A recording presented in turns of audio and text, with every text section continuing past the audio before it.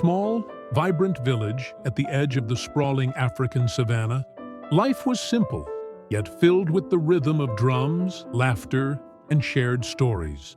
The villagers would gather every evening, sitting around a crackling fire as elders narrated tales of old. These tales spoke of brave heroes, magical creatures, and enchanted objects that brought wisdom to those who found them.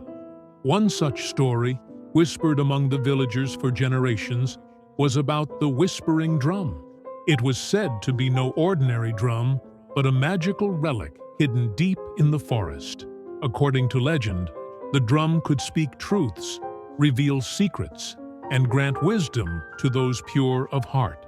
However, many who sought it never returned, as the journey to find it was fraught with trials and mysteries. Among the listeners were three close friends: Amani, the clever and resourceful girl with a knack for solving problems; Jabari, bold and impulsive, always seeking adventure; and Nyah, gentle yet brave, whose quiet wisdom often surprised others. That fateful evening, as the sun dipped below the horizon, the villagers heard a strange sound. It wasn't the usual beat of celebratory drums. It was softer, almost like a whisper carried by the wind. The sound seemed to come from the distant forest, weaving its way into the dreams of Amani, Jabari, and Nyah. In their dreams, they saw a winding path lit by glowing fireflies, leading to a clearing where the whispering drum rested on a stone pedestal. Its surface shimmered with an otherworldly glow, covered in ancient, unreadable symbols. When morning came, the friends met by the village well. "I heard it," Amani said, her voice filled with wonder. "So did I," Jabari added, his eyes gleaming with excitement.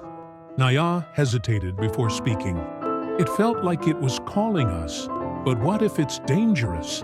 Amani placed a reassuring hand on her shoulder. "We'll face it together. If the drum is real, it's waiting for us to prove ourselves." With their hearts set on the adventure, the three friends packed a small bundle of food and set off into the forest. Their journey began with the sun rising behind them, casting long shadows on the forest floor. As they ventured deeper, the trees grew denser, and the air became cooler. Soon, they reached a small river, its waters glistening under the sunlight. A narrow wooden bridge spanned the river, but sitting right in the middle of the bridge was a tortoise with a shell that gleamed like polished stone. "Who dares to cross my bridge without a gift?" the tortoise asked, its voice deep and deliberate. Amani stepped forward. "We're on a journey to find the whispering drum. Will you let us pass?" The tortoise chuckled, the sound echoing softly. "Ah, the whispering drum. Many seek it, but few succeed. If you wish to cross, you must first solve my riddle and offer me something of value." The friends huddled together, whispering. They had only a small bundle of food, just enough to last the day. Jabari frowned. "We can't give it away. What will we eat?" Nyah, however, stepped forward with quiet determination. She offered her portion of bread to the tortoise. "Here, it's all I have, but I hope it's enough." The tortoise's eyes softened. "You have shown generosity. Here is my riddle. I grow taller when I eat, yet smaller when I drink. What am I?" Amani smiled, her mind racing. "A candle!" she exclaimed. The tortoise nodded in approval. "You may pass." As they crossed the bridge, something magical happened. Their bundle of food grew heavier, and when they opened it, they found it filled with twice as much bread and fruit as before. The forest grew darker as the sun climbed higher. Suddenly, a mischievous monkey named Zaki swung down from the trees, landing in front of them with a dramatic flourish. His fur gleamed golden in the dappled sunlight, and his grin was wide and cheeky. "Looking for the whispering drum, are you?" Zaki teased. "I can help, but only if you beat me in a game." "What kind of game?" Jabari asked, his competitive spirit piqued. Zaki clapped his hands, and a puzzle appeared on the ground. 3 stones of different sizes and 3 wooden posts. You must move all 3 stones from one post to another, but only 1 stone at a time, and no larger stone can sit on a smaller one. Jabari stepped forward, confident in his strength. "I've got this." But as he fumbled with the stones, Zaki cackled, swinging from branch to branch. "Not so easy, is it?" Amani stepped in, her clever mind quickly figuring out the solution. She moved the stones carefully, step by step, until they were perfectly arranged. Zaki clapped, clearly impressed. "Well done, little one. You may pass, but remember, courage without patience is as useless as a lion without its roar." Jabari looked embarrassed, but Nyah placed a reassuring hand on his arm. "We're all learning," she said softly. As they ventured further, the forest opened into a golden clearing where an old elephant named Tembo stood. His tusks were chipped, and his eyes were filled with sorrow. "Why do you disturb my rest?" Tembo asked, his voice deep and rumbling. "We're looking for the whispering drum," Amani replied. Tembo nodded. "I have seen it, but I will only guide you if you can ease my sorrow. My herd was taken from me long ago, and I have been alone ever since." The children huddled together, trying to think of a way to help. Nyah, remembering a song her grandmother used to sing, began to hum a gentle tune. Amani and Jabari joined in, clapping their hands and stomping their feet. The music filled the clearing, and Tembo began to sway, his eyes lighting up with joy. "You have brought me happiness," he said. "Follow me." The friends had walked for hours through the dense forest. The canopy above them was so thick that sunlight barely reached the ground. Shadows danced around them, and the chirping of birds was replaced by an eerie silence. The only sound was the crunch of dry leaves underfoot. Jabari stopped suddenly. "Do you hear that?" he whispered.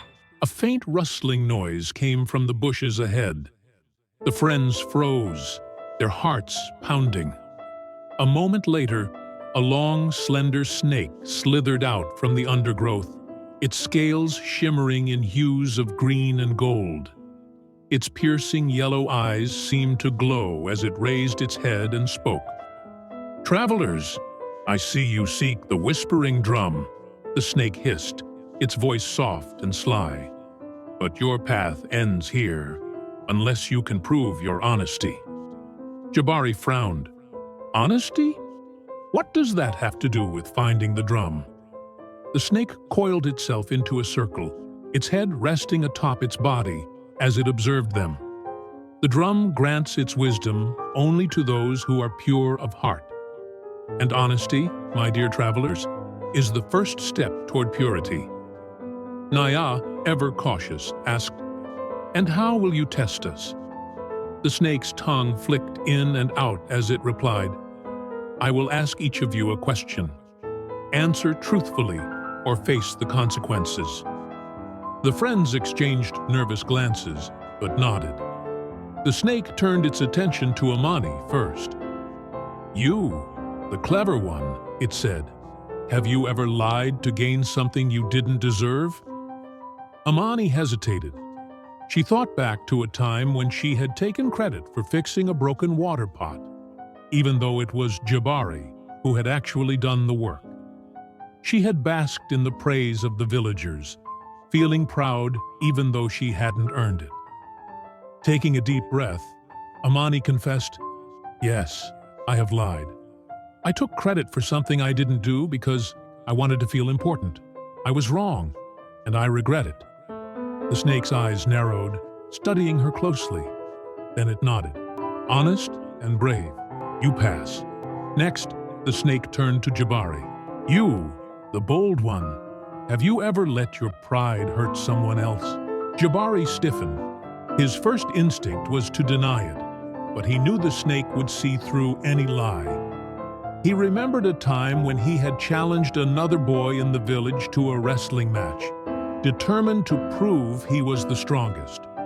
When the boy lost, Jabari had teased him mercilessly, not realizing how much it had hurt his feelings until later.